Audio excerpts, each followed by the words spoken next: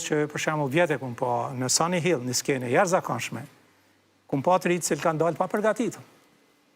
Do me thonë... Nuk e vlerësojnë sa duhet. Nuk e vlerësojnë momentin. Në ju duket ajo është, okej, e marim për të qenë. Do me thonë ju duket, hajde se në regull jemi. Dele dhe dele në skenë, thotë e falë se s'kemi ushtru, po mirë jena. Dele në një skenë cila është në standard botnore. Edhe deli pa përgatitur, me të vërtet është me katë aj koncept i asaj. Për atë arsye po thëmë, deri në momentin që s'kemi vetë energji, vetë grupet të mdaja janë kriju, nuk janë kriju në skena të mdaja. Tonja kanë fillu, bitëllësat kanë flejt, në Hamburg kanë flejt në kinema, as në hotel, as në shpi, as dikun ju kanë dhonë atë domen ku e lëshojnë filmin. Dhe me thonë, kanë flejt aty. Deri sa e kanë tash janë jo emër, po është histori e kulturës, jo, histori e kulturës në botë, jo vetë muzikore, konceptit, teksteve dhe çdo sen tjetër.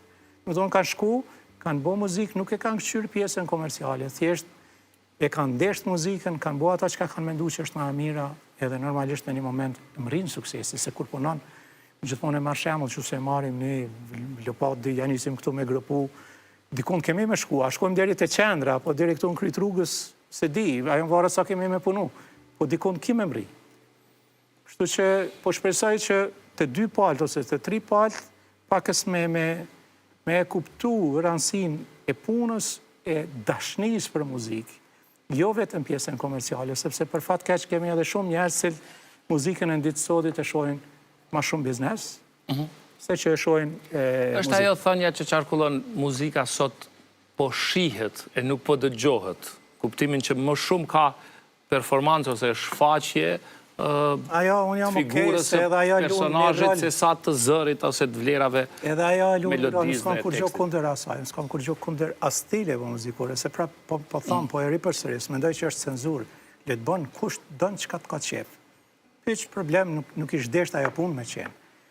Po problemi është që ose ti dikon e vlerëson, vendi e vlerëson dikon, shoqënia e vlerëson dikon, atjere duhen me pas kujdes se kush po vlerësohet, kush po del për para.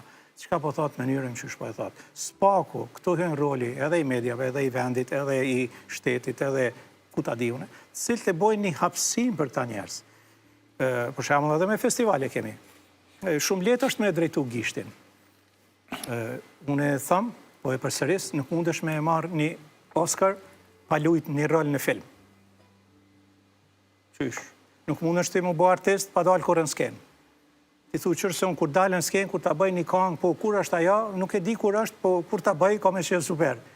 Kur na, kemi skenën e festivalit RTK-s, ku është e hapën për 3, hajde shfrytëzo.